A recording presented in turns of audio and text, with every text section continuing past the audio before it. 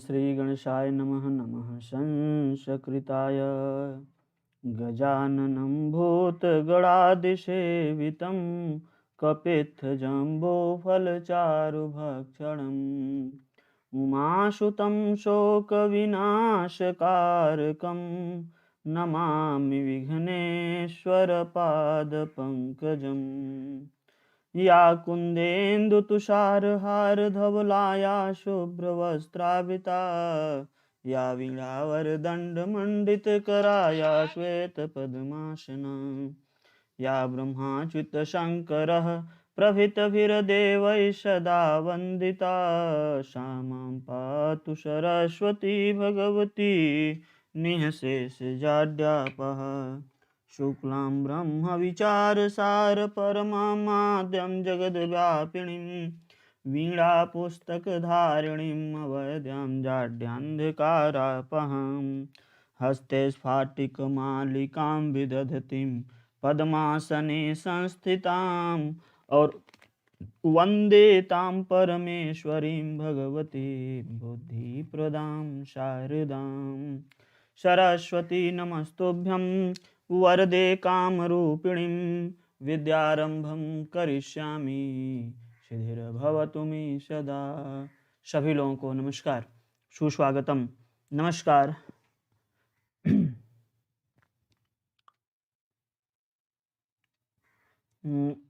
तो सभी लोग जो है सभी लोग अपने सभी ग्रुप में शेयर कर दीजिए। जितने भी ग्रुप में हैं सभी लोग अपने सारे ग्रुप में शेयर कर दीजिए और क्लास को लाइक करें अगर अच्छा लगता हो तो। जिसकी जो भी और प्रॉब्लम हो आप लोग पूछ सकते हैं। तो सबसे पहली जो क्वेश्चन आज हम लोग डिस्कस करेंगे यह सी टेट कह सकते हैं और एमपी टेट के लिए बहुत ही हेल्पफुल होगा। सुपर टेट के लिए आगे और भी क्लासेस जो लगातार मैसेज आ रहे हैं सर सुपर टेट करवाइए अभी, तो सुपर टेट की भी क्लासेस करवाएंगे। कुछ क्लासेस पहले हम सी टेट की कर लें ताकि इस लोगों का जो सी टेट देने वाले हैं उनकी प्रैक्टिस हो जाए। तो चलिए आज का सबसे पहला क्वेश्चन है कि एक सेकेंड, क्वेश्चन है आज का सबसे पहला कि पठन पूर्व कार्यस्योद्देश्य। पठन पूर्व पढ़ने के पहले का कार्य का उद्देश्य क्या होना चाहिए। जो पढ़ने पढ़ाने के पहले का जो हम लोग कुछ कार्य करते हैं उसका उद्देश्य क्या होना चाहिए। क्यों हम लोग उस पढ़ने के पहले कुछ क्रियाओं को करते हैं। अब आपको पता ही होगा जो लोग बनाए होंगे अपना लेसन प्लान वगैरह उसमें वो दिखाते हैं कि वो पहले क्या करते हैं। तो वो सब सारी चीज़ों का करें। कठिना नाम शब्दा नाम पद पुंजा नाम च अर्थ निर्धारणम। जो कठिन शब्द आते हैं उनको एकत्रित कर करके उसका अर्थ निर्धारित करें। मुख्य विषय प्रस्तुत छात्राणाम प्रेरणा। मुख्य विषय को प्रस्तुत करने के लिए छात्रों को प्रेरित करना चाहिए। पाठ्य व्याकरण अंशानाम विवरणम। पाठ में आए हुए व्याकरण अंशों का विवरण देना। या छात्राणाम पठन कौशल मूल्यांकनम। कह रहे हैं कि छात्रों में पठन कौशल का मूल्यांकन करना चाहिए। तो प्रश्न संख्या 51 में बता दे पहले मूल्यांकन अंतिम क्रिया होती है, इसको शुरू में नहीं करते हैं। ठीक, तो सबसे पहला बात आप इसको काट कर दीजिए, यहाँ से हट जाएगा। कठिन शब्दों का जो जनरली अगर देखा जाए आप लोग अगर जो भाषा शिक्षक होंगे स्कूलों में वो लोग क्या करते हैं कि कोई कविता या कोई पाठ पढ़ाते हैं उसके कठिन शब्दों को पहले लगते हैं बताने। ऐसा करते हैं। जबकि इसके भी पहले ये चीज तो आपका जो भी है, लेकिन इसके भी सबसे पहले इसमें क्या आता है व्याकरण में कुछ आए हुए व्याकरण अंशों को समझाते हैं, लेकिन व्याकरण के अंशों को उसी के साथ में समझाना ज्यादा सही है। सबसे जरूरी बात है कि मुख्य विषय प्रस्तुत करने के लिए छात्रों को प्रेरित करने, अर्थात जो हमको सिखाना है पहले उसमें रुचि जागृत करें। पहले हम कुछ ऐसा करें, पहले कुछ उस पर कुछ ऐसी चर्चा करें क्या बच्चे जानते हैं क्या नहीं जानते हैं उस पर थोड़ी सी अगर पीछे अगर हम चर्चा करें तो हमको यह पहले मतलब समझ में आए कि इसमें हो क्या रहा है ना। जैसे सपोज करो हमको पढ़ाना है सौर परिवार ना, तो आप लोग क्या करते हैं कुछ बच्चों से परिवार किसे कहते हैं, हमारे परिवार में कौन है, आपके परिवार में कौन है, ऐसे से करते करते फिर हमारी पृथ्वी क्या है, फिर चंद्रमा को जानते हो नहीं जानते हो या कोई और ग्रह, फिर जाते जाते फिर सूर्य क्या है, तब बताते हो कि तब पूछते हो कि सौर परिवार क्या किसी को पता है। तो बच्चा हो सकता है कह दे कि मुझे नहीं पता है, या सौर परिवार में कितने कितने और सदस्य हैं नहीं पता हो। तब हम लोग कहते हैं कि समस्यात्मक प्रश्न, और नीचे कहते हैं आइए आज हम चर्चा करेंगे सौर परिवार के बारे में। तो उसी तरीके से क्या होना चाहिए, पहले उसका क्या किया जाता है कि उस जो भी विषय वस्तु पढ़ाई जाती है उसके प्रति क्या होना चाहिए, हमको बच्चों के अंदर कुछ हम ऐसा करें, कुछ उनके पूर्व ज्ञान से कुछ इस तरीके से जोड़ें जिससे उनके मन में जिज्ञासा हो कि आज हम एक चीज नया पढ़ने वाले हैं और इसको ध्यान से सुनेंगे। ठीक, तो उस हिसाब से राइट आंसर बी हो जाएगा।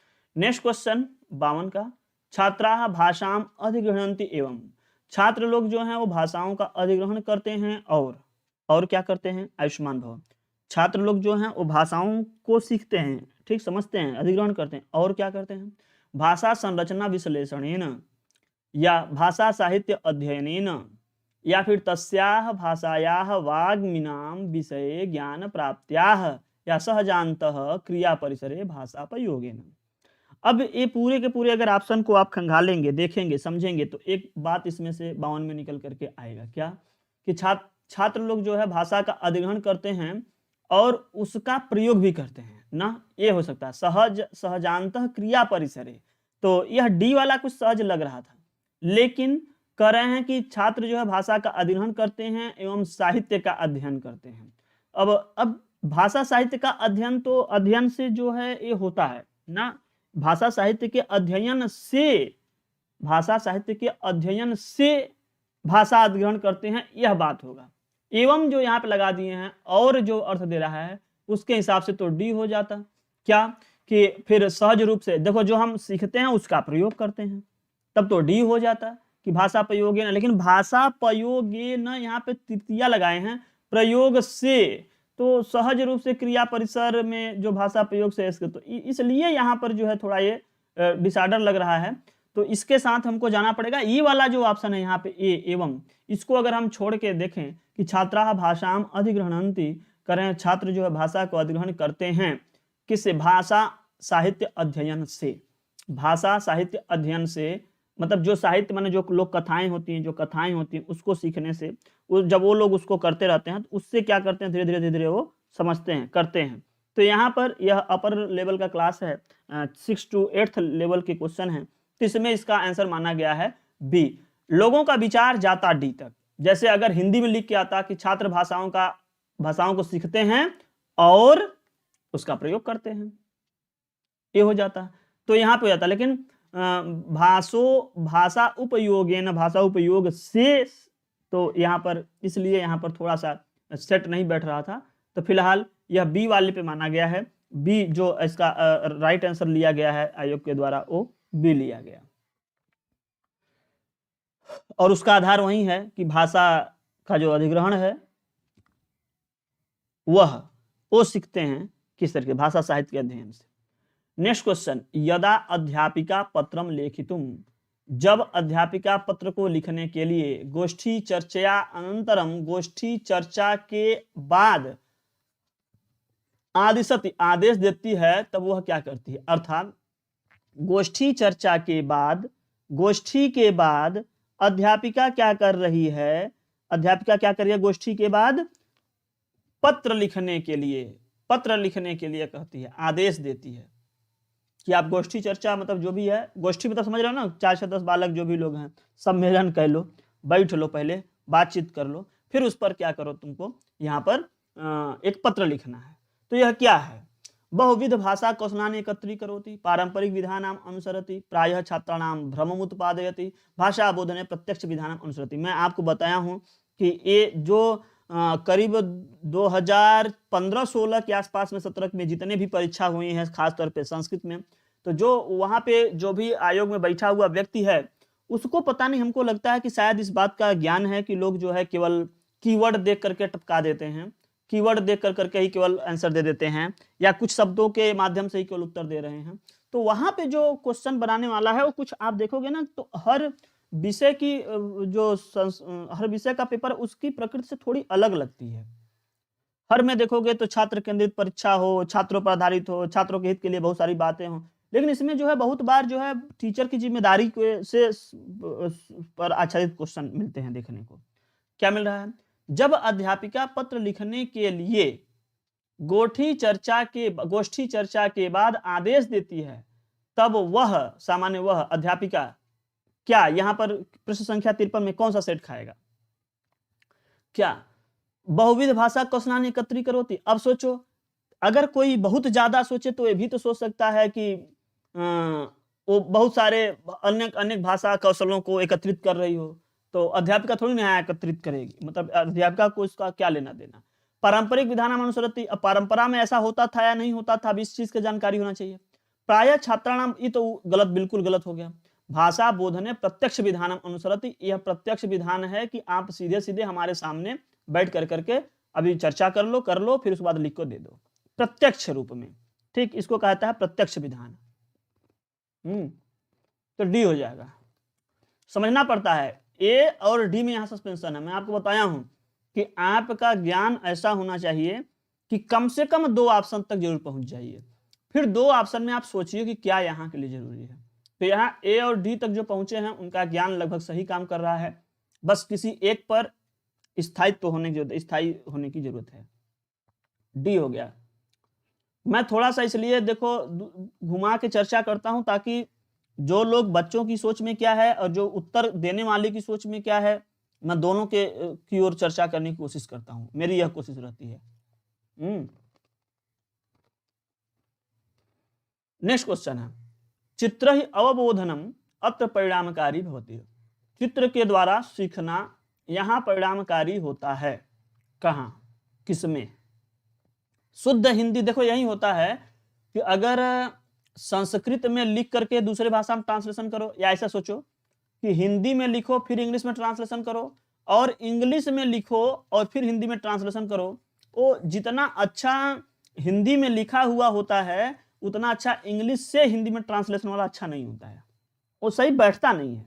वही हाल यहाँ पे है कि अगर आप संस्कृत से हिंदी में समझने की कोशिश कर रहे हो तो ट्रांसलेशन में के, में, पे, चे, टे, इन सबको बड़ा सही तरीके से बैठाना पड़ता है, अदरवाइज थोड़ा जैसे मतलब एकदम एकदम फेमिलियर नहीं लगता है।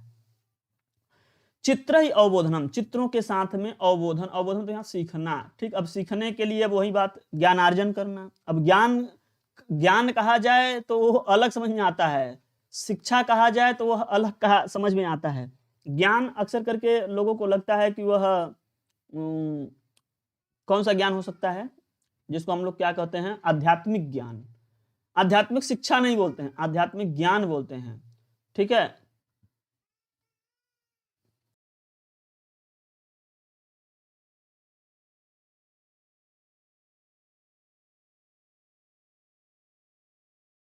तो यहाँ पर हिंदी में जैसे लगता है कि हाँ इसका मतलब कुछ हो सकता है। यहाँ देखिए, चित्रों के साथ सीखना यहाँ परिणामकारी होता है, कहाँ, वाक कौशल वर्धन में। देखो सभी जगह वर्धन लिखा है, मतलब सीखने में नहीं, उसको वर्धित करने में, मजबूत करने में। वाक कौशल वर्धन में, श्रवण कौशल वर्धन में, साहित्यिक कौशल वर्धन में, या कला कौशल वर्धन में। प्रश्न संख्या 54, उत्तर क्या बनेगा?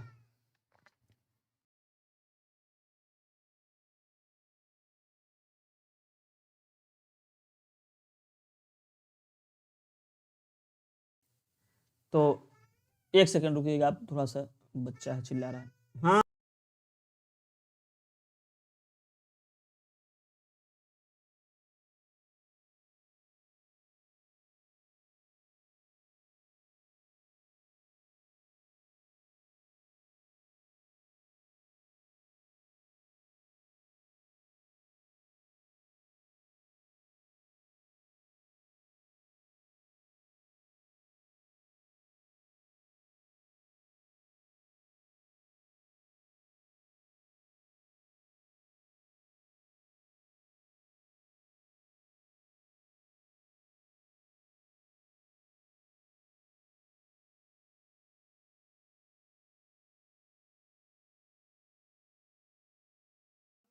तो यहाँ पर देखिए आप ध्यान से, चित्र के साथ में सीखना इस किसमें परिणामकारी होता है, यहाँ पर परिणामकारी होता है, किसमें आप लोगे इसमें? प्रश्न संख्या 54 में किसको लोगे? निश्चित तरीके से आप कह सकते हो, जब चित्र के साथ में अगर कर रहे हो तो कला कौशल वर्धन में कहा जाएगा, कला कौशल वर्धन में, ठीक है। व्यापक मूल्यांकन नाम, व्यापक मूल्यांकन का नाम है, अब आप लोग बताइए व्यापक मूल्यांकन का नाम क्या है? तो पढ़िए, समझिए, उत्तर दीजिए। व्यापक मूल्यांकन, अच्युतम केशवम। तो इसमें क्या आप करोगे? कर रहे हैं व्यापक मूल्यांकन नाम है। व्यापक मूल्यांकन का नाम है विद्या विषय आकलनम, शैक्षणिक सह शैक्षणिक क्षेत्रेषु आकलनम, सारांकन वही सारांश शरीर ना, सारांकन द्वारा संज्ञान कौशलानाम आकलन, या फिर गृह अध्ययन योजना कार्य द्वारा संसाधनात्मकताया आकलनम। प्रश्न संख्या 55। ध्यान दीजिएगा, व्यापक मूल्यांकन क्या होता है? आप पढ़े होंगे सतत एवं व्यापक मूल्यांकन। व्यापक का मतलब सब कुछ को लेते हुए, माने हर तरीके से सतत लगातार, व्यापक ना क्या हो जाएगा? शैक्षणिक सह शैक्षणिक आकलन। शैक्षणिक और सह शैक्षणिक, बिल्कुल करेक्ट। देखो यह मूल्यांकन वाले फिक्स क्वेश्चन होते हैं। एक तो निदानात्मक परीक्षण से आता है, मूल्यांकन से क्वेश्चन आता है, उपचारात्मक शिक्षण से आता है, और कभी कभी ये होता है कि बच्चा अपनी जो भी कुछ नया देखा पढ़ा उसको नहीं समझ में आ रहा तो वह क्या करेगा? तुरंत गुरु से पूछेगा या उसको समझने की कोशिश करेगा। इस टाइप के क्वेश्चन जरूर आते रहते हैं। चलिए नेक्स्ट क्वेश्चन में चलते हैं। व्याकरण बोधन से उपयोग। व्याकरण का जो उपयोग है, व्याकरण ज्ञान का जो उपयोग है, व्याकरण बोध का जो उपयोग है वह है निरर्गल भाषण शक्ति अभिवर्धनम, साक्षरता अभिवर्धनम, संख्या वृद्धि, यथार्थता अभिवर्धनम। प्रश्न संख्या 56। मैं आपको बता दूं कि व्याकरण बोध जब आप, जैसे मान लीजिए अभी हम बोल रहे हैं संस्कृत या हिंदी बोल रहे हैं, चाहे जैसे बोल रहे हैं, लेकिन जब हम उसका व्याकरण जान जाएंगे, नियम जान जाएंगे, तो उसमें क्या करेंगे? और शुद्ध करने लगेंगे। तो क्या हो जाएगा? यथार्थता को और बढ़ाएंगे, माने और शुद्ध करने की कोशिश करेंगे। तो इस पे क्या हो जाएगा? यथार्थता अभिवर्धनम, माने यथार्थता मतलब शुद्धता का और बढ़ाव हो जाएगा 56 में।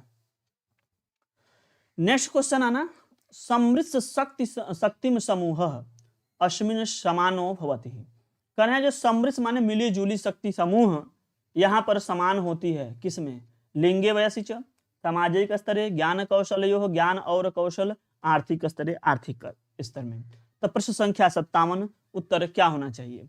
वैसे जो यहाँ पर ऑप्शन दिया गया है वो ऐसा बनाया गया है कि सेटिंग बन जा रही है इनकी ना, नहीं तो अगर देखा जाए तो यहाँ द्वंद्व समास में देना चाहिए था कि मिश्रण में शक्ति समूह यहाँ पर समान होता है, यहाँ यहाँ यहाँ ऐसा कुछ करते, मतलब कुछ कलेक्टिव नाउन वाला कुछ देते, लेकिन ऐसा लिख दिए हैं आर्थिक स्तर में। यहाँ केवल लिखे हैं ज्ञान और कौशल में, ज्ञान कौशल यो। सामाजिक स्तर, सामाजिक स्तर में समृद्ध शक्ति समूह समान होती है। शक्ति के लिए बात कर रहे हैं, और उसमें ज्ञान का ऊपर नीचे लेयरिंग हो सकता है। ज्ञान और कौशल ऐसा लग रहा था कि दो लोग यहाँ पे हैं, फिलहाल यहाँ पर मिश्रण की बारे में बात किया जा रहा है।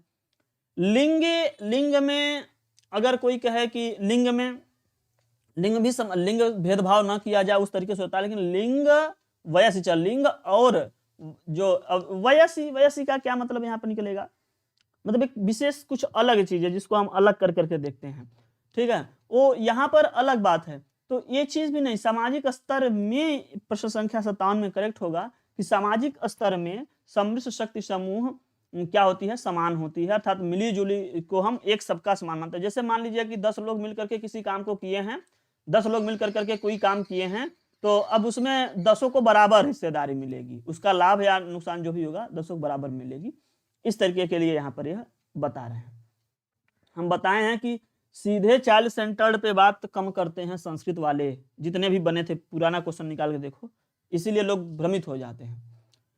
पठित ग्रहण परीक्षायाम ईदृशाः प्रश्नाः भवन्ति। पठित पढ़ी हुई, ग्रहण माने पढ़ करके ग्रहण करना, पढ़ करके ग्रहण की हुई, परीक्षा माने उसकी परीक्षा, ईदृशा उसमें जो प्रश्न होते हैं कैसे होते हैं, माने अगर पढ़ करके आप ग्रहण किए हो तो उसकी परीक्षा के लिए किस टाइप के प्रश्न होते हैं। ए पाठ्य ज्ञानम सामग्रेण परीक्षन्ते, ए पाठ्य ज्ञान का समग्र रूप से परीक्षण करते हैं।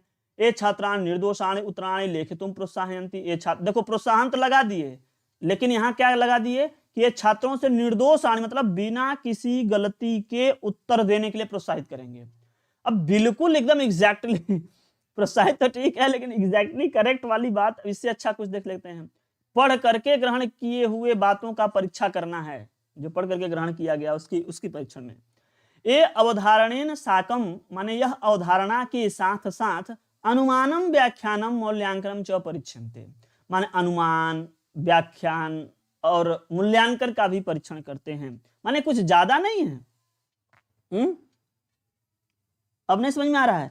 थोड़ा धीरे धीरे देखो, ये ज्यादा इसमें क्षेत्र आ गया है कि किस किस तरीके से, जो ज्यादा स्पष्ट तरीके से लिखा जाता है अक्सर करके वही करेक्ट हो जाता है, वही बड़ा भी हो जाता है उत्तर। ठीक, तो यहाँ पे क्या हो जाएगा? सी करेक्ट है। ए पाठ्यगत शब्दानां संरचना से प्रमुखता, देखो अब यहाँ पाठ्यगत शब्द और संरचना बहुत ज्यादा डीपली बात करने लगे कि शब्द भी और संरचना भी इस पर आधारित होते हैं, नहीं उतना ज्यादा कठिन करोगे सब फेल हो जाएंगे।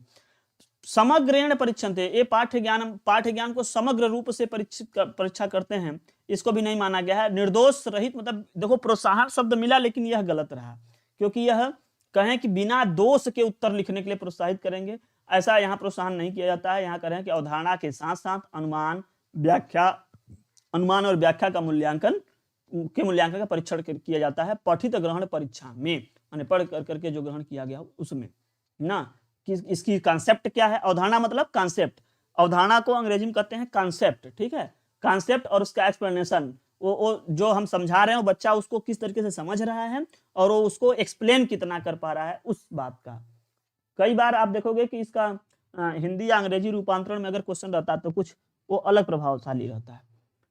हमको लगता है कि उस भाषा में क्वेश्चन बना करके इस भाषा में ट्रांसलेशन करवाए जाते हैं, हमको पता नहीं क्यों ऐसा लगता है, इसीलिए इसको समझने वाले इस तरीके के ट्रांसलेशन किए हैं। अगर इसी भाषा में सीधे क्वेश्चन बनाने वाला बनाता तो शायद कुछ और बेहतरीन बनाता। क्यों? क्योंकि संस्कृत भाषा में जो संस्कृत व्याकरण का क्वेश्चन बन के आता है, साहित्य का बन के आता है, वो बिल्कुल स्टैंडर्ड होता है, बिल्कुल समझ में आता है कि हाँ क्या कह रहे हैं। इसमें थोड़ा सा तालमेल कुछ इधर उधर लगता है। शिक्षका छात्राणाम शारीरिकम दंडम न कुर्युः, शिक्षक लोग छात्रों को शारीरिक दंड न करें। अब बताओ, न कुर्युः, न देवें या न करें, अगर इसका हम शाब्दिक ट्रांसलेशन करें तो यही ना बनेगा कि शिक्षका छात्राणाम शारीरिकम दंडम न कुरुः, यतः शारीरिक दंड न करे मतलब शारीरिक दंड न देवे, शिक्षक लोग बच्चों को शारीरिक दंड न दें, यतः सा अपायकारिणी सा छात्रेषु मनोभारम भयम च उत्पादयन्ति, मतलब अगर दंड दोगे तो क्या करेगा कि यह सही नहीं है और यह छात्रों के मनोभार को, भय को उत्पादित करता है, मनोभार और भय को जो कहते हैं ना उसको उत्पादित करता है। यह केवल शिक्षकाणाम भाव रचना, केवल शिक्षकों की भाव रचना, बस देखो भाव रचना है, अरे आगे पूरी बात लिखो, भाव रचना को बताती है, दर्शाती है, निर्धारित करती नहीं, बस उतने लिख के छोड़ देंगे। सा केवलम शिक्षकाणाम भाव रचना, यह केवल शिक्षकों की भाव रचना है। न अस्ति लगाए न संति लगाए, कुछ भी नहीं लगाए, पूरी वाक्य एग्जैक्टली नहीं लिखा रहेगा इसमें। सा माता पितरों क्रोधयति, वह ये दुनिया भर का जो तामझाम उल्टा पुल्टा वाला रहता है उसको तो पहले काट के हटा दिया करो। केवल लगा है ये भी कट जाएगा। अब देखो ये सही नहीं है सीधे सीधे, लेकिन क्यों ना मारे, क्यों शारीरिक दंड न दें? क्योंकि शारीरिक दंड जो है, शारीरिक दंड छात्रों के मनोभार मतलब एक तरीके से मानसिक भार हो जाता है उनके ऊपर, और साथ ही साथ उसमें भय का उत्पादन करती है, जिससे बच्चा आगे और सही नहीं कर सकता। आयुष्मान भव, दिग्विजयी भव, चिरंजीवी भव, कीर्तिमान भव, सभी लोग स्वस्थ रहें, मस्त रहें। लेकिन आज से जो है टाइमिंग चेंज कर दिया गया है, तो आप सभी लोग इस टाइम पर उपस्थित हो जाया करें और आगे चलते हैं। तो इस वाले प्रश्न में बी आपका ऑप्शन करेक्ट हो जाएगा, ठीक है। क्या हो जाएगा? बी वाला करेक्ट हो जाएगा। नेक्स्ट देखते हैं। देखो हमारे साथ में डिस्कशन जरूरी है, पैराडाइज का अगर डिस्कशन कर लिए तो बहुत मजा हो जाएगा। हाँ चलिए कोई बात नहीं, पढ़िए और सभी लोग शेयर जरूर कीजिए। अभी देख रहे हैं संख्या थोड़ी कम है, कहाँ चली गई समझ में नहीं आ रहा है। चलिए इस समय भी लोग आ जाएंगे, शेयर जरूर कर दीजिए सभी लोग। शिशोह सर्वांगीण अभिवृद्धि द्योतयति, अब शिशोह लिखा गया है, शिशु से शिशोह बना है। बच्चों में शिशु अगर हम कहें मान वही बच्चा ही रहेगा, छोटा शिशु आप जानते ही हैं कितना साल का, बहुत 2 साल 3 साल। अभी 2 साल के बच्चे में तो सीधे पढ़ने नहीं जाएगा, थोड़ा सा बड़ा ही ले लेते हैं, मान लेते हैं 1-2 कक्षा का बच्चा हो, शिशु स्तर का प्ले ग्रुप का बच्चा, उसके सर्वांगीण अभिवृद्धि। अब सर्वांगीण विकास कहें, सर्वांगीण अभिवृद्धि देखो जब हम लोग पढ़ते हैं कि अभिवृद्धि और विकास दोनों अलग होते हैं ना। अभिवृद्धि और विकास मतलब वृद्धि और विकास, वृद्धि कैसा होता है, विकास किस स्तर तक जाता है, वो आप लोग पढ़े होंगे सीडीपी वगैरह में। तो उस शब्द से अगर यहाँ पर ट्रांसलेट किया जाए तो थोड़ा हम लोग दूसरे साइड चले जाएंगे, लेकिन हमको समझना यही सर्वांगीण अभिवृद्धि माने हर तरीके से विकास से ही समझ लेंगे, हर तरीके से वृद्धि ना, सर्वांगीण वृद्धि। नमः संस्कृताय आयुष्मान भव, दिग्विजयी भव, चिरंजीव शशि भव, कीर्तिमान भव, द्योतयति। तो कह रहे हैं कि यह द्योतित करता माने यह बताता है, यह स्पष्ट कर रहा है किसको। देखो यहाँ वृद्धि है, वृद्धि जैसे शारीरिक मानसिक ये सब जो हाथ पैर का बढ़ना होता है वृद्धि होती है ना। तो दैहिक मानसिक भावात्मक सामर्थ्य नाम अभिवृद्धि। अब देखो, अब यहाँ पर जो दिया है दैहिक मानसिक ना, यही होना भी चाहिए क्योंकि यह वृद्धि लिखा है, विकास नहीं लिखा है। छात्रान बहु समन्यान कर तुम विशेष शिक्षण नहीं, बहुत हर तरीके से शिक्षो स्वाभाविक वृद्धि स्तराणाम नहीं, ये भी नहीं। यस्मिन, ये देखो बड़ा वाला, थोड़ा ध्यान दो, ए और डी में ध्यान, डी एक तो देख लिया, डी में यस्मिन कस्मिन अपि कार्य परिसरे, इसमें कहीं भी किसी भी कार्य परिसर में कार्यम कर तुम कार्य करने के लिए छात्रों को औद्योगिक शिक्षण प्रदान। अब इतना कठिन शिक्षण प्रदान करने की कोई जरूरत नहीं है, इतना कठिन शिक्षण देने की जरूरत नहीं होती है। औद्योगिक शिक्षण, वैज्ञानिक शिक्षण दें, हम तमाम बड़े बड़े रिसर्च करवाएं, ऐसा उद्देश्य नहीं होना चाहिए। ऐसा उद्देश्य का यहाँ पर कोई मतलब नहीं है। इसका मतलब जो वृद्धि है, वृद्धि से ही मतलब है, जो दैहिक मानसिक जो भावात्मक विकास होते हैं, वृद्धि होती है, उसी से मतलब है। हाँ हाँ बिल्कुल बिल्कुल, तो यहाँ पर यही करेक्ट हो जाएगा। चलिए अब हम कुछ फिर से एक नए साल के क्वेश्चन पेपर को फिर से उठाएंगे, जिसमें आप लोगों को पता होगा कि शुरू के 15 क्वेश्चन या कभी कभी अंत में भी 15 क्वेश्चन शुरू के अक्सर करके जो आपके होते हैं पैसेज से होते हैं, और अंत के जो 15 क्वेश्चन है पैराडाइज से होते हैं। हम उम्मीद करते हैं कि पैसेज वाले में लोगों का अच्छा पकड़ हो गया होगा, तो इसलिए पैडागॉजी कम हुई है। तो पैडागॉजी वाले क्वेश्चन को लोग कह रहे थे कि सर थोड़ा डिस्कशन अधिक कर दीजिए, तो मैं कुछ ज़्यादा ही क्वेश्चन का जो है पहले पैडागॉजी वालों को समझा दूं, ताकि आप लोगों को समझने करने में आसानी हो। और ऐसा हम उम्मीद करेंगे कि 100-150 क्वेश्चन डाकते डाकते आपका ज्ञान इतना काम करने लगेगा संस्कृत विषय में कि आप बहुत अच्छे से आंसर को पकड़ने लगोगे। इसमें मान के चलो 14-15 नंबर से लोग सही कर देते हैं, 15 क्वेश्चन में करीब 14-15 सही कर देते हैं, इतना तक सही कर देते हैं। और कहोगे ऐसा क्यों? क्योंकि जब पोल वाला सिस्टम था तो उसमें नाम लिख के आता था कौन कितना पाता है, तो उस पर हम लोग चेक कर लेते हैं। बच्चे अगर ठीक से अगर 100-150 क्वेश्चन समझ लिए तो वो करने लगेंगे, बहुत अच्छे से करेंगे। बस वो 100-150 करें। यही जब कोई पेड क्लास लेता है, पेड करके आता है, तो हर एक क्लास को करता है, छूट जाता है तो रिकॉर्डिंग देखता है।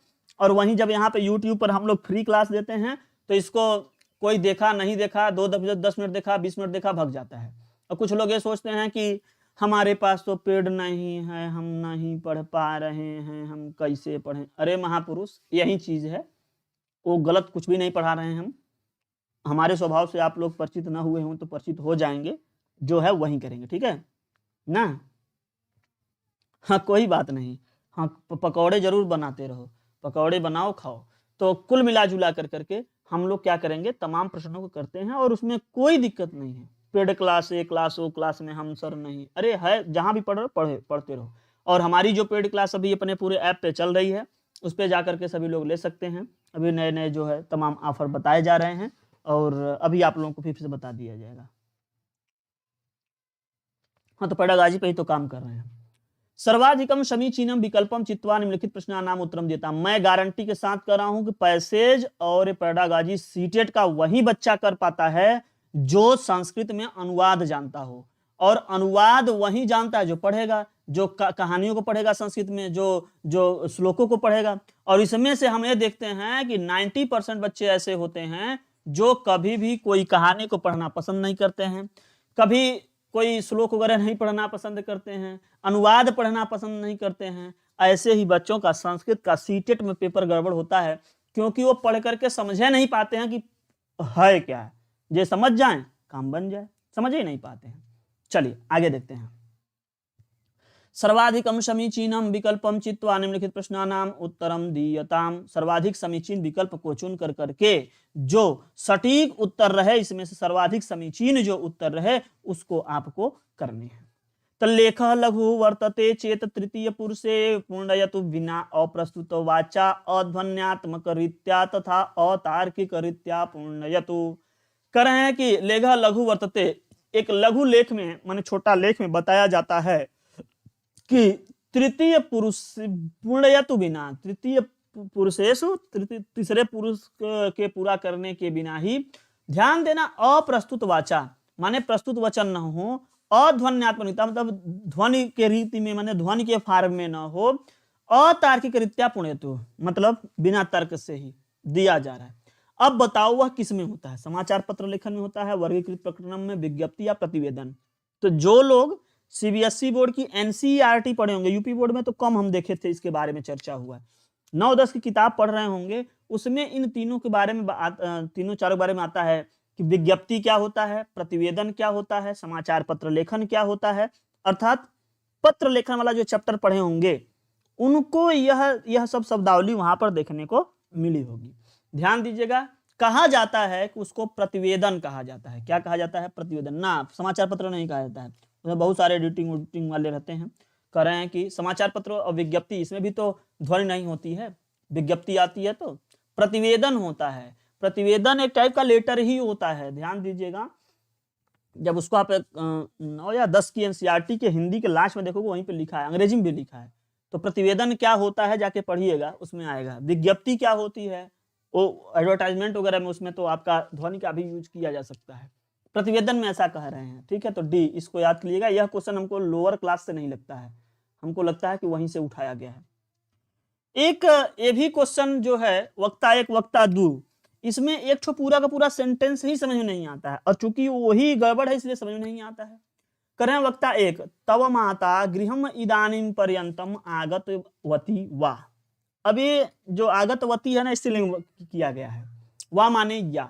करें तव माता, तव माता तुम्हारी माता ना, तो तुम्हारी माता से संबंधित है यहाँ पर, ठीक है। तव माता गृहम इदानीम पर्यंतम, पूरे घर में आती हैं या। हाँ, पूरी बात नहीं समझ में आई। नंबर 2, आम हाँ भाषण श्रवण कौशले अत्र कस्य दोष है। यह केवल आम कह के चुप हो जाता है। अब यहाँ बताओ कि भाषण और श्रवण कौशल में क्या दोष है। पहला वक्ता यह कुछ बोलता है ऐसा, दूसरा वक्ता केवल हामी भर देता है ना, तो भाषण कौशल का यहाँ पे कौन सा दोष है? प्रश्न संख्या 17 में। अभी दूसरा वाला तो केवल हाँ या ना में जवाब दे दिया, ये तो बात ही खत्म। यह वाला पूरी बात ही क्लियर नहीं है। ये कर्ता क्रिया कर्म इस सबसे सेट करोगे तो यही पूरे घर में आती हैं या, ये क्या समझ नहीं आता। इसीलिए प्रथम वक्ता में ही दोष बताया जा रहा है, यही वाला पूरा का पूरा गड़बड़ है। ठीक, इसको क्वेश्चन पूछना चाहिए कि क्या तुम्हारी माता घर में है, तब वो कहता है हाँ या नहीं या कुछ इस तरीके से, तब ना होता। वो किस तरीके से सेट किया गया है, यही चीज नहीं करेक्ट है। प्रथम वक्ता में दोष पाया जाता है।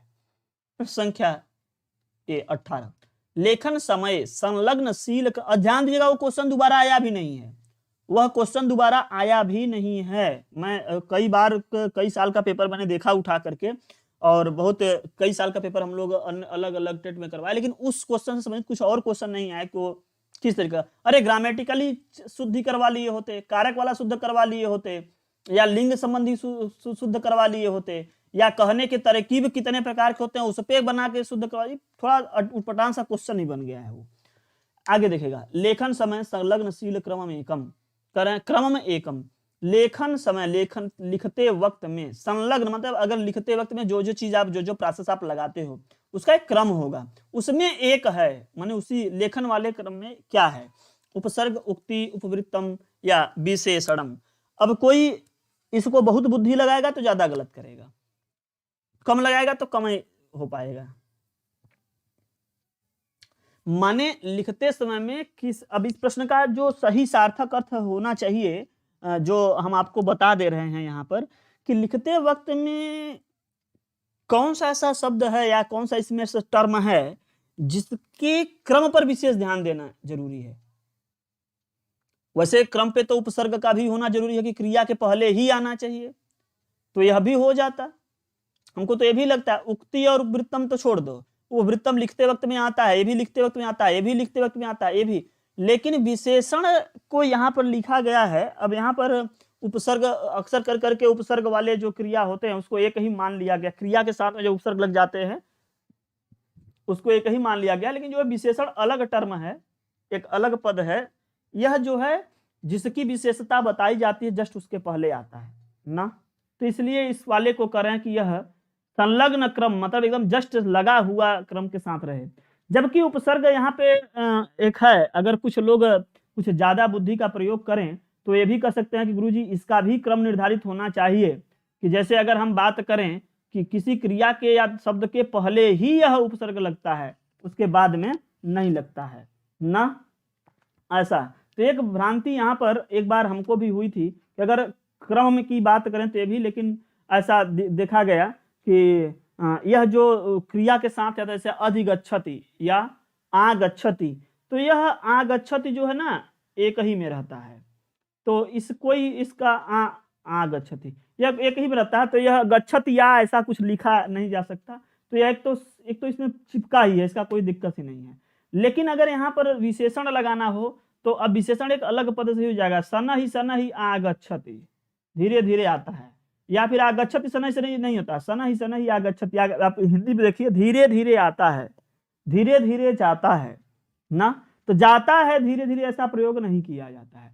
तो हमको कई बार लगता है यहाँ पर कि इस जो प्रश्न ये सब बनाए गए हैं, इसके पीछे पहले हिंदी में क्वेश्चन बनाया गया है, फिर संस्कृत में बनाया गया है, ऐसा हमको लगता है।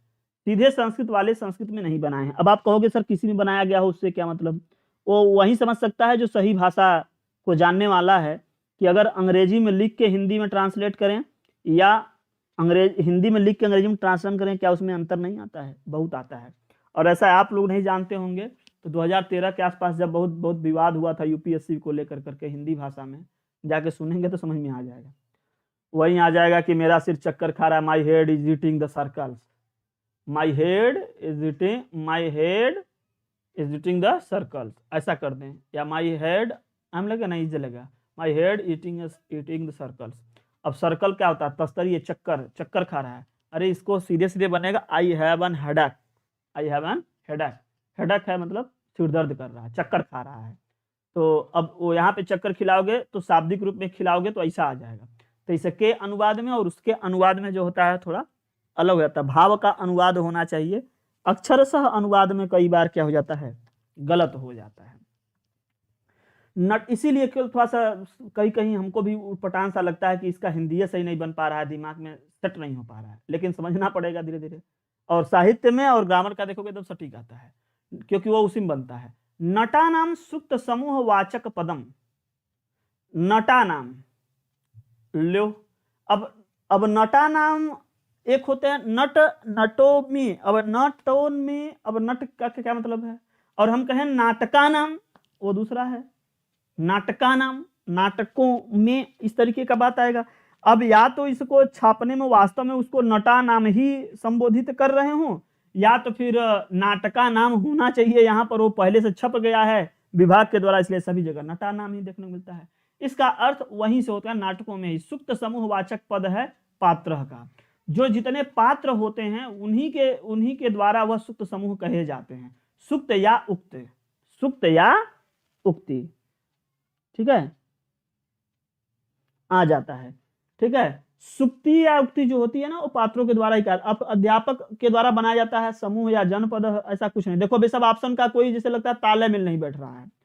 सुक्त समूह वाचक पदम, अब पूरी बात लिखते हैं कि यह किससे कहवाया जाता है या कौन कहता है, तो पात्र कैरेक्टर्स जो होते हैं वही होते हैं, ठीक है।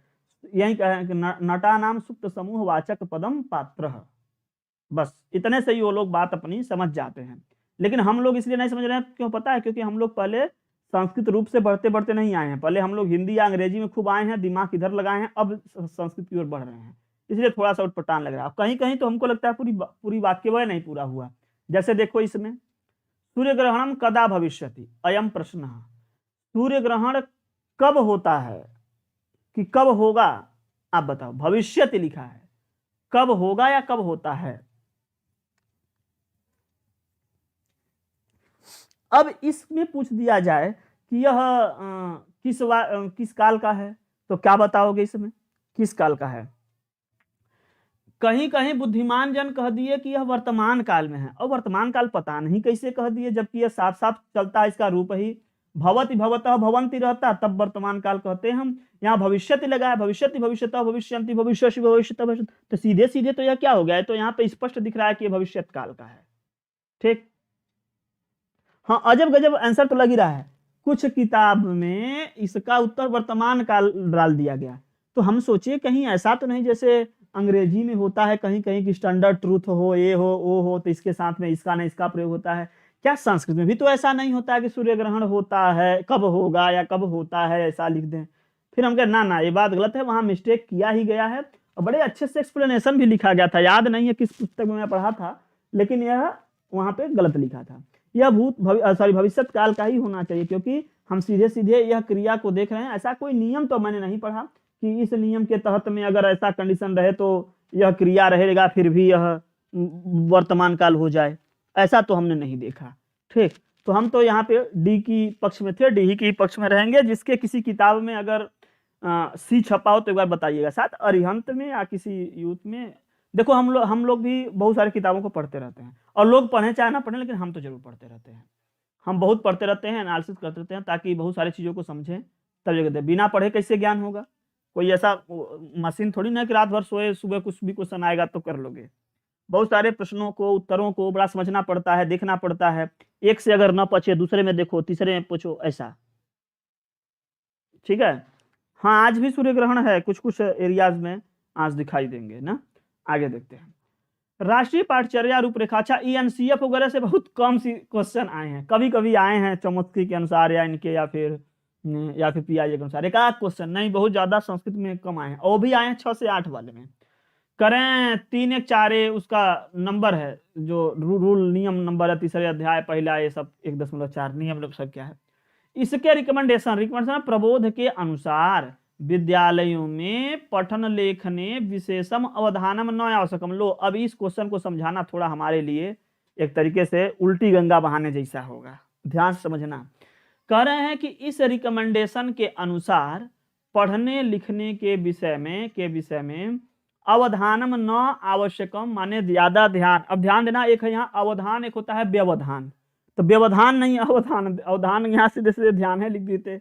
ध्यान नहीं आवश्यक है विशेषतया कश्याम भाषायाम। किस भाषा में विशेषता, मतलब अगर सीधे कहें तो एनसीएफ के अनुसार जो हम समझते हैं, हम बता रहे हैं कि एनसीएफ के अनुसार अगर आप मान लीजिए आप विद्यालय में मास्टर हैं तो आपको किस विषय में ज्यादा ध्यान, बच्चे के ज्यादा ध्यान देने की जरूरत नहीं है। माने किस विषय में बच्चों के लिए ज्यादा ध्यान देने की आवश्यकता नहीं, मतलब हम जो विषय का ध्यान देते हैं, बच्चे किस विषय में, अंग्रेजी, हिंदी, संस्कृत, उर्दू, नहीं तुम इसको ज्यादा पढ़ो, ये जरूरी है, ये कम जरूरी है, ये अधिक जरूरी है, ये कम, ऐसा किस विषय में कम ध्यान देने की जरूरत है। यहाँ पे लिखा रहा है अवधानम न आवश्यक, मतलब ध्यान देने की आवश्यकता नहीं है किस विषय में। कुछ लोग तो पहुंच गए, कुछ लोग सी तक। अब ये दोनों क्वेश्चन, दोनों ऑप्शन में एकदम झगड़ा है बिल्कुल। बी और सी, डी तो हम कट कर दे रहे हैं, बी और डी हम कट कर दे रहे हैं। यहाँ पे 2 बातें आती हैं, ध्यान देना। एनसीएफ के बड़का साहेब के सोचने के अनुसार और हम जैसे बच्चे या बहुत ज्यादा कीवर्ड को पूजने वाले के अनुसार, इन 2 तरीके से 2 ऑप्शन इसमें से निकलेगा। लेकिन इसमें माना क्या गया है और होना क्या चाहिए, मैं इन दोनों के बारे में आपको बता देता हूं। ठीक है, ध्यान समझना। 2 कंसेप्ट यहां पर लगाया जा रहा है। जो लोग बोल रहे हैं सी, उनका अपनी सोच के हिसाब से उनका अपना भी सही है, और जो लोग ए बोल रहे हैं वो पढ़े लिखे विद्वान हैं, उनका अपना भी सही है। कैसे? अगर देखा जाए, मान लो कि अगर हम मातृभाषा पे चलें तो किसी भी स्कूल में मातृभाषा पे सिखाने का क्या जरूरत है, मातृभाषा पे ज्यादा जोर देने की क्या जरूरत है? क्योंकि मातृभाषा तो सहज रूप से बच्चे को अपने आप ही आ जाएगा, बड़े सरल तरीके से आ ही जाता है। तो उस पर तो बच्चा खुद ही इतना ज्यादा सजग है, अपना खुद ही काम कर लेगा। तो इस पर भी अध्यापक नहीं ज्यादा ध्यान देगा तो कोई बहुत बड़ी गलती नहीं करेगा। वो जो नहीं है, जैसे मान लीजिए अगर हम लोग हिंदी बोलते हैं, हिंदी अब बहुत ज्यादा ध्यान देने की जरूरत नहीं है, बल्कि संस्कृत सिखाते वक्त में बहुत ध्यान देना चाहिए। इंग्लिश वगैरह अगर सीख रहा है बच्चा तो उसमें बहुत ध्यान देना चाहिए कि हाँ सही तरीके से समझ पाए, सही चीज सीख पाए। तो यहाँ पे हम कह सकते हैं कि हाँ यह इस सोच के, इस विचारधारा के अनुसार मातृभाषा हो जाना चाहिए था कि मातृभाषा में ध्यान देने की जरूरत नहीं है, मातृभाषा तो बच्चा वैसे ही कर लेगा। लेकिन एनसीएफ 2005 ही कहता है, अगर मान लीजिए आप मैनेजर या प्रिंसिपल या फलाने या ढेकाने हो गए और आप अपने स्कूल में 4 ठो टीचर रखे हैं पढ़ाने के लिए भाषा में, और पता चला टीचर जो है आया है तमिल से, अब वो बच्चों को क्या कर रहा है, तमिल सिखाने के लिए कोशिश करने लगा कि हम बच्चों को तमिल सिखाएंगे, जबकि इसका क्लास लगा है हिंदी पढ़ाने के लिए। अब चूंकि वो हिंदी कम जानता होगा, तमिल अच्छे से जानता होगा, तो बार बार कोशिश करेगा कि हम तमिल सिखाएं। तो क्या यह प्रधानाध्यापक या मैनेजर को ये कहे कि तमिल सिखाने पर ध्यान देना चाहिए? तब तो उड़िया उड़िया कन्नड़ तमिल सब लगेंगे ज्यादा देने के लिए। तो जो मैनेजर प्रिंसिपल या ये कहो कि जो नियम बनाने वाले लोग हैं, वो ये कहते हैं कि सुन बेटा, तुमको केवल हम 3 बात बता रहे हैं, उस पे ही केवल ध्यान दो, अन्य भाषाओं पर ध्यान देने की जरूरत नहीं है। जैसे 3 भाषा सूत्र होता है, कोठारी आयोग आई 3 भाषा के लिए, एक आया हिंदी और एक आया अंग्रेजी, हिंदी और एक मातृभाषा। हिंदी के साथ साथ कुछ लोग संस्कृत अपना उसमें रख लिए हैं, लेकिन कई जगहों पे हम देखे हैं कि एक अंग्रेजी, एक हिंदी और एक वहां की मातृभाषा, राजभाषा जो भी रही हो। कहीं कहीं तो ऐसा लिख करके अब आ रहा है कि हिंदी मातृभाषा और अंग्रेजी, मतलब हिंदी आबलिक मातृभाषा, अंग्रेजी और एक संस्कृत भी, संस्कृत का जगह घुसड़ने के लिए योजना बना लिए हैं। लेकिन इसके अलावा कोई अन्य भाषा पर नहीं, आपको बहुत ज्यादा टाइम पास नहीं करना है। इनका मतलब यह है, ये गवर्नमेंट का आदेश आया कि आप जो है बहुत सारी भाषाओं पर पढ़ाने की जरूरत नहीं है, आपके लिए जो निर्धारित की गई है वही भाषा पढ़ाइए। इसीलिए कई परीक्षाओं में निर्धारित कर दिया जाता है कि आप लैंग्वेज 1 लैंग्वेज 2, मतलब केवल 2 लैंग्वेज पे काम करें, चाहे जो 2 लैंग्वेज पे काम करें। कभी कभी ऐसा आता है कि नहीं, आपके यहाँ यह और यही लैंग्वेज चलेगा, इससे ज्यादा लैंग्वेज आप नहीं चलाएंगे।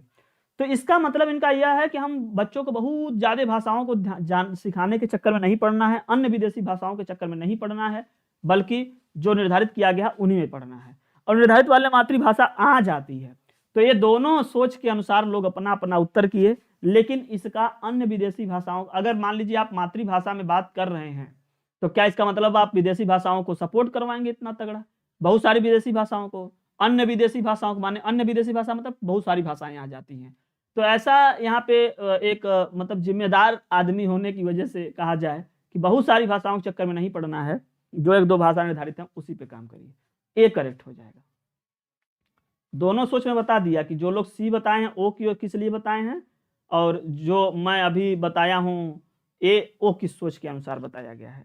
मैं दोनों बता दिया। जो लोग सी बताएं, अगर सोच बताएं कि हाँ क्या उनकी वही सोच थी कि दूसरी सोच थी, हमको बिल्कुल उम्मीद है कि वो वही सोच से ही वह उस उत्तर की ओर गए होंगे और वह उत्तर का आंसर किए होंगे। चलो, एतयोः द्वंद्वयोः कः युग्मः संज्ञानात्मक स्वरूपम प्रदर्शयति। इसमें से बताइए कि कौन द्वंद्वयोः, इन दोनों में ही होना चाहिए, ए द्वयोः ना, इन दोनों में, एतयोः द्वंद्वयोः कः युग्मः, इन दोनों में से कौन संज्ञानात्मक स्वरूप को प्रदर्शित करते हैं। संज्ञानात्मक स्वरूप क्या होता है? अब ये देखो, संज्ञानात्मक शब्द से अगर परिचित होंगे आप लोग तो कर सकते हैं। व्याख्यात्मक शाब्दिक, भावात्मक औचित्य संपन्न, कर्तरि कर्मणि प्रयोग, सांपुण्यम विश्लेषणात्मक। इस प्रश्न को भी करने में थोड़ी हालत खराब हो जाती है ना, होता है ना। वैसे हम एक बार सोचे कि संज्ञानात्मक स्वरूप में कर्ता कर्म वाला भी आ जाए, लेकिन कहे नहीं, वो उससे भी ज्यादा है, संपूर्णात्मक और विश्लेषणात्मक। संपूर्णयम और विश्लेषणात्मक में ध्यान देना, जो विश्लेषण होता है ना, इसके लिए अधिक ज्ञान की जरूरत पड़ती है, ज्ञान का होना ज्यादा जरूरत पड़ता है।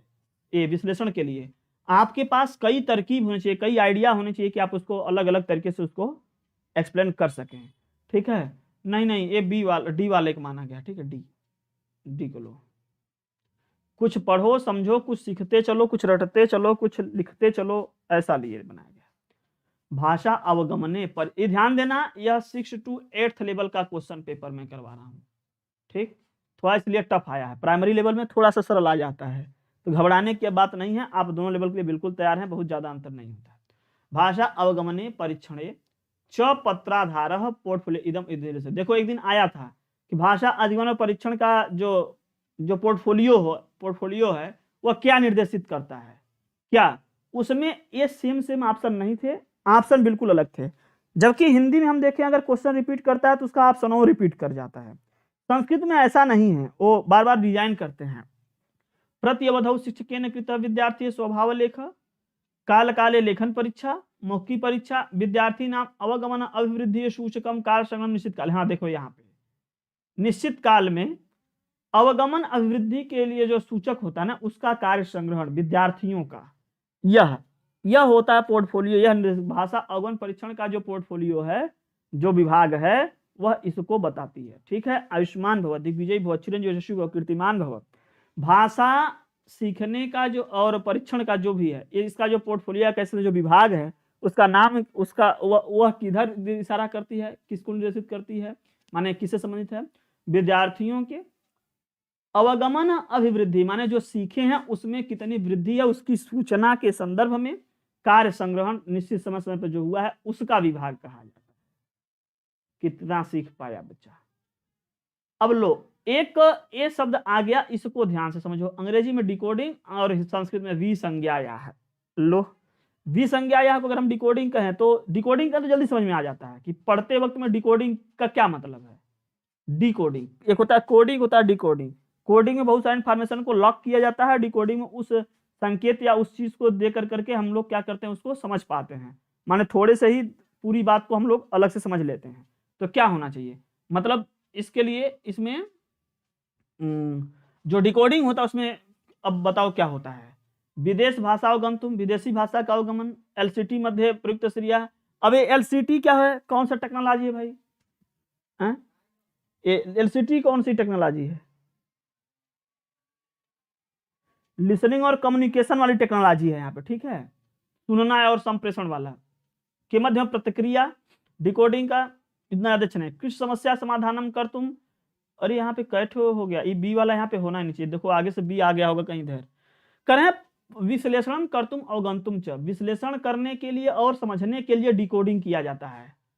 कोडिंग और डिकोडिंग, डिकोडिंग में क्या आ जाएगा, विश्लेषण करने और जानने के लिए, अवगंतुम मन समझने के लिए, ठीक, उसके लिए डिकोडिंग वाली यह सिस्टम लगाई जाती है। डिकोडिंग का मतलब लॉक कर करके दे दिया जाए, किसी कोड में कूटबद्ध कर दिया जाए, फिर उसको समझना हो तो विश्लेषण और समझने के लिए। भवान पृच्छतु, आप पूछो, अस्माकम लक्ष्यम किम, आप पूछते हैं क्या हमारा लक्ष्य क्या है।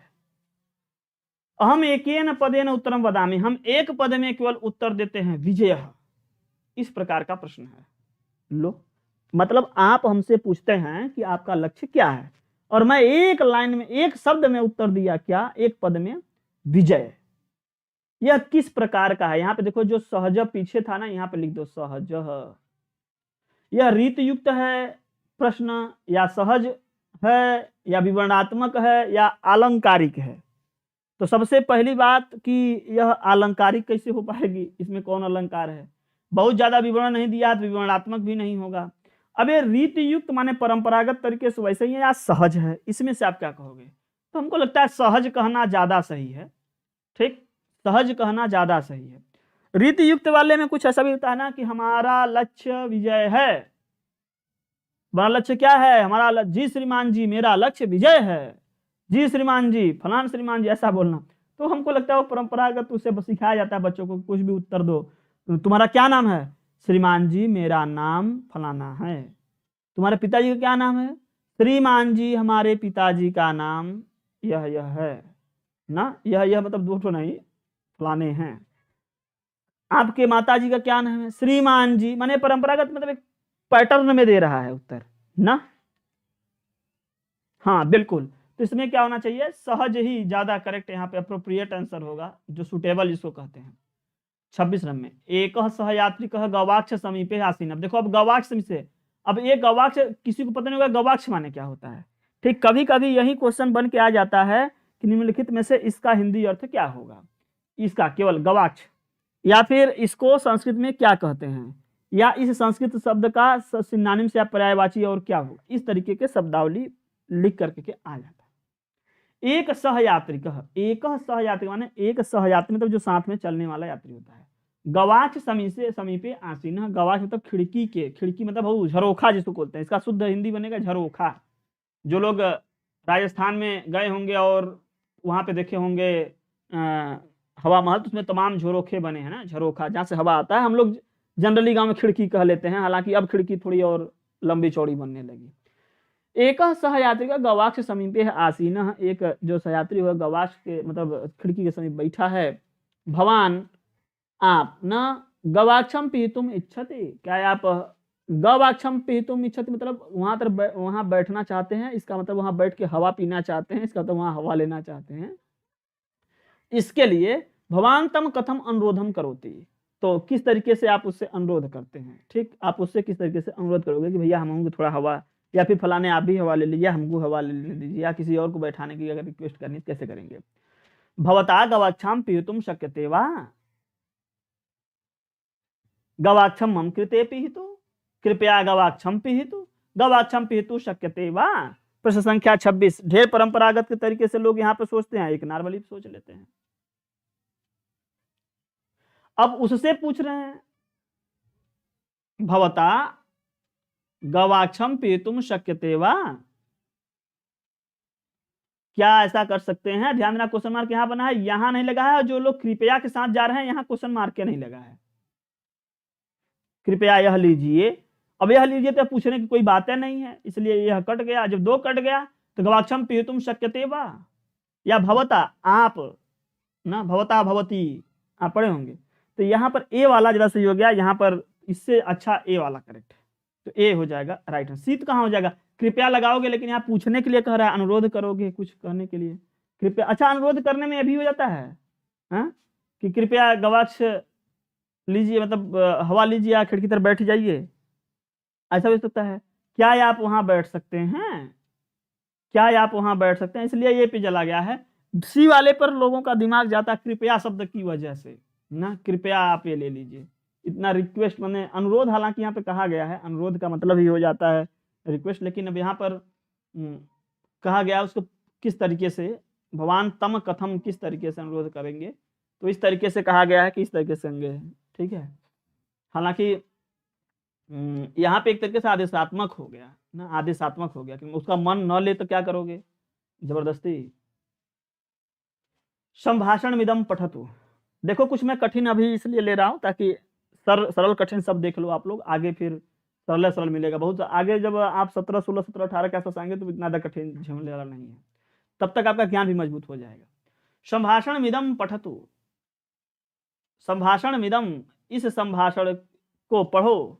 अत्र अध्यापक, यहाँ अध्यापक, अध्यापक फिर अध्यापक है ना, अथवा भवान अध्यापक या आप, कथा पुस्तक में कथा पुस्तक में एक पठितुम इच्छति, माने एक कथा पुस्तक पढ़ने की इच्छा करते हैं। आप कथा पुस्तक पढ़ने की इच्छा करते हैं, क्वेश्चन मार्क लगा दिया, इसका मतलब वो क्वेश्चन पूछ रहा है, क्या वगैरह शब्द नहीं लगाया है। शिष्य कहा आम, हाँ अध्यापक आम कृपया, तो पढ़ो हाँ कृपया, माने अब देखो यहाँ पर दो लाइन लिख दिया गया है। अगर यह शिष्य पूछा या शिष्य कहा कि हाँ ठीक है, तो शिष्य रिक्वेस्ट कर रहा है अध्यापक से अध्यापक, तो यहाँ पे कहा अध्यापक, जैसे हम लोग पढ़ते हैं अध्यापक डैश, शिष्य फिर डैश, अध्यापक फिर डैश, इस तरीके से अगर लिखा गया है, छप गया वहां पे, तो अब एक बार शिष्य कह दिया कि हाँ, तो फिर अध्यापक, फिर हम ही क्यों, अच्छा तो करो कृपया, इस तरीके की बात मैंने एकदम ठेठिया करके लिखा गया है इस लाइन को। अब एकदम जैसे लग रहा है कि अध्यापक पूछ रहा है, अध्यापक अत्र अध्यापक, यहाँ अध्यापक, फिर अध्यापक डैश, अध्यापक या आप कह रहे हैं। अब अध्यापक या आप कह रहे हैं क्या करिए, तो शिष्य कह रहा है हाँ, अध्यापक या आप फिर कहोगे हाँ कृपया चलो करो, माने एक तरीके से हामी भर रहा है, एक तरीके से अनुमोदन कर रहा है ना। लेकिन किसकी अनुमोदन? अगर शिष्य रिक्वेस्ट किया होता तब तो मान लीजिए टीचर करता, लेकिन यहाँ तो आम दोनों लोग कह दिए, आम दोनों लोग कह दिए, और यहाँ पे अगर देखा जाए तो पूछने का क्रम तो अध्यापक का है, शिष्य हामी भरा है। लेकिन अभी जब आप इसको पढ़ोगे, चूंकि यह दोबारा फिर यह कर दिया, तो यहाँ पे यह करने की कोशिश कर रहे हैं, एकदम एग्जैक्टली सही नहीं छपा है। हम यहाँ पे अपने टाइपिंग दोष नहीं, हम आप ओरिजिनल पेपर देखो तब भी यहाँ पे इसी तरीके का लिखा गया है। मतलब पहले लाइन में ध्यान देना क्या लिखा गया है कि संभाषण मिदम पठतु, इस संभाषण को पढ़ो, माने वहां पे जो लिखा गया था उसको पढ़ो। अत्र अध्यापक, यहाँ अध्यापक कह रहा है या आप, कथा पुस्तक में कम पठतु में क्षति, एक कथा पुस्तक पढ़ने की इच्छा करते हैं, इतनी बात आपको ब्रैकेट में डालना चाहिए, इतनी बात आपको ब्रैकेट में डालना चाहिए, ठीक। माने हमारा मन या आपका मन कर रहा है कि हम एक ऐसा कथा पुस्तक पढ़ें, इसके लिए अब प्रोसेस स्टार्ट होती है। शिष्य करा आम, हाँ अध्यापक आम कृपया। अब इसके अनुसार से क्या सही हो जाएगा? पाठन आरंभम कर्तुम विनयन सूचयति, पाठ आरंभ करने के लिए विनय से या विनय पूर्वक जो है सूचित करता है। हाँ बिल्कुल, आम कृपया सूचित तो कर ही रहा है कि हाँ ठीक है कर देते हैं, चलो करते हैं, कृपया लगा है, विनय पूर्वक हो ही गया। लेकिन कुछ विद्वान जन अपने पुस्तकों में इस प्रश्न का उत्तर करना चाहते हैं कि शिष्य से प्रार्थना अनुमोदते, कि शिष्य के प्रार्थना का अनुमोदन करता है। तो यहाँ शिष्य प्रार्थना किया ही कब है, ये तो हामी भर रहा है। तो हम यहाँ पर यह कहना चाहते हैं कि जहां भी अगर जिस पुस्तक में अगर आप लोग पढ़े हैं कि शिष्य से प्रार्थना अनुमोदते, वो हमको थोड़ा उचित नहीं लग रहा है, क्योंकि वहां और स्पष्ट कोई, ये दो तो वैसे भी नहीं सही है, ठीक, ये तो दोस्तों तो वैसे भी सही नहीं है। विनय पूर्वक संबंधित भाषा अनुष्ठान क्रम में ये चीज है ही नहीं, ये इसका तो मतलब ही नहीं है। यहाँ देखो दो ऑप्शन में, पढ़ना आरंभ करने के लिए विनय से जो है सूचित करते, विनय से माने विनय आदमी नहीं है, विनय पूर्वक सूचना है यहाँ एक तरीके से, हाँ बिल्कुल कृपया वगैरह सब लगा है, और एक तरीके से विनय किया जा रहा है कि हाँ आप ऐसा किए, हम कहे हाँ ठीक है करेंगे, ये बात यहाँ पे सही है। लेकिन अगर जिस पुस्तक में यह छपा है कि शिष्य से प्रार्थना अनुमोदते, कि शिष्य की प्रार्थना का अनुमोदन करते हैं, तो शिष्य यहाँ प्रार्थना कर ही कहाँ रहा है? हमको तो यह नहीं समझ में आ रहा है कि शिष्य प्रार्थना कहीं इसमें किया है। क्या आप लोगों को ऐसा कुछ दिख रहा है क्या कि इसमें शिष्य कहीं प्रार्थना कर रहा हो सकता है हमको संस्कृत नहीं आती हो, आप लोग ज्यादा विद्वान हो समझ जाएं, ऐसा आप लोग को लगता है? हमको नहीं लगा, इसलिए हम ए तर जाएंगे। कहीं किसी किताब में जो है बी लिखा है। संस्कृत में बड़ा झोल इसलिए बना दिया गया है क्योंकि बहुत सारे लोग अभी इस पर जो है शुद्धिकरण में नहीं गया, बहुत सारे किताब भी नहीं छापे हैं, कुछ लोग छापे हैं ना, तो जौन एक पब्लिकेशन गलती छाप दिया कि फलाने का डी, और डी भले से गलती छाप दिया, वो ढेकाने पब्लिकेशन नहू पब्लिकेशन नहू, सब लोग एक दूसरे का देख के उत्तर छापे हैं, सभी लोग। उसके बारे में कोई अपना तर्क देना या कुछ करना बहुत कम लोग, एक आध दो लोग तर्क दिए भी हैं तो गलत चीज़ों को बहुत अच्छे से समझा दिए हैं कि हाँ यह कारण है, इसलिए यह सही हो गया। हमको समझ नहीं आता है कभी कभी कि गलतों चीज़ों को सही समझा देते हैं। चलो बताओ, प्रकारात्मक शब्द है जो फंक्शनल वर्ड है, ऐसा क्वेश्चन संस्कृत में देखोगे कहना कि अब किस शब्द में प्रकार का सूचना मिलता है? कोई भी नहीं। रचनात्मक में, विक्षिप्त में या सर्वे? प्रश्न संख्या 28। जब इस टाइप का हम प्रश्न पढ़ते हैं तो कुछ लोग कहीं कहीं लिखा है कुछ भी नहीं है, कुछ लोगों जो है रचनात्मक में मान लेते हैं कि यह एक फंक्शनल वर्ड है। जैसे अगर हम ये कहें कि इसके कितने भेद हैं, इसके कितने भेद हैं, तो जो एक भेद शब्द आया है वो पता चल रहा है कि भेद अगर बताना स्टार्ट करेंगे तो कई भेद बताएंगे ना, वहां यह प्रकारात्मक में हम डाल सकते थे। और अलग से हम प्रकारात्मक या फंक्शनल वर्ड्स बहुत सारा ढूंढे तो एग्जैक्टली जो शब्द मिले हमको, आप लोग खुद जाकर के गूगल कीजिएगा कि फंक्शनल वर्ड, ठीक, फंक्शनल वर्ड्स क्या होते हैं और इसके 4 शब्द से एग्जाम्पल ढूंढिएगा, ठीक है, तो आपको समझ में आएगा कुछ ऐसे जिससे कुछ वहां से कुछ प्रकार से संबंधित निकल के आएगा। लेकिन यहाँ पे विक्षिप्त तो है नहीं, सर्वे वाले में कुछ आएगा ही नहीं, किमपि न और सर्वे तो दो ऑप्शन है, जैसे आता है ना कि फलाने ए बी, इसमें से कोई नहीं, इसमें से सभी, इस तरीके का। तो जब किमपि न और सभी ये दोनों आ गया तो सभी और किमपि, सर्वे तो है ही नहीं, कट कर दो, सभी है ही नहीं इसमें से। विक्षिप्त अलग होता है, विक्षिप्त इसका शुद्ध हिंदी ही विक्षिप्त है यार। अब इसको किस तरीके से और सिनोनिम से अंग्रेजी आ जाए तो बता देते, चलिए याद आकर बताते हैं। किमपि न, कोई भी नहीं, अब इसमें से कोई भी नहीं, अब या तो कोई भी नहीं काट दो कि हाँ इसमें से कोई नहीं है, थोड़ी सी अंश जो मिल रही है वो रचनात्मक में मिल रही है, ठीक। तो रचनात्मक एक ऐसा शब्द है जिसमें आप इसके बहुत सारे ब्रांचेस बना सकते हैं, मतलब रचनाओं को करने की आप स्वतंत्रता, आप कई तरीके की कुछ किसी चीज की रचना कर सकते हैं, इसको कहीं कहीं रचनात्मक माना गया है। और एग्जैक्टली जो रचनात्मक शब्द है उसको आप ढूंढ के निकालोगे तो बहुत लास्ट में ये दिखाई देगा ऐसा कुछ क्रिएटिव वाला शब्द है। तो हम यहाँ पर क्रिएटिव को ले रहे हैं, ठीक, हम यहाँ पर क्रिएटिव को ले रहे हैं और राइट आंसर बी करेंगे। कुछ लोग माने हैं, कुछ लोग कहें कि नहीं इसमें से कोई नहीं है, ठीक, कुछ लोग, लेकिन यहाँ पे हम बी ले लेंगे कि हाँ चलो रचनात्मक में हो सकता है, क्योंकि वो एक अच्छा शब्द है, उससे कुछ बहुत सारी रचनाएं की भी जा सकती हैं, फंक्शनल वर्ड हम मान भी सकते हैं।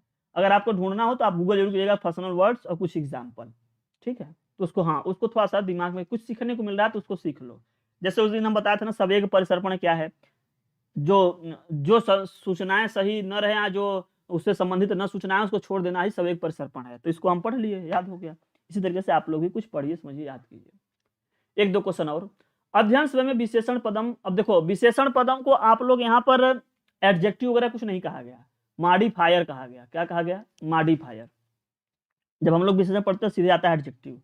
तो अध्ययन समय में विशेषण पदम कौन कौन, जैसे शक्यते या शक्यते स्म या शक्यः या संभावनम, अत्राय केंद्रिक, इससे जो है इन सब जो वाक्य हैं, यह कर सकते हैं या कर सकता है, संभावना है कि कर सके, इस तरीके का, इससे अत्राय केंद्रिक, यह केंद्रीकृत करती है, केंद्र करती है किसको, मतलब ये सेंट्रलाइज किसको करती है, मतलब इसके पीछे मूल भावना क्या है।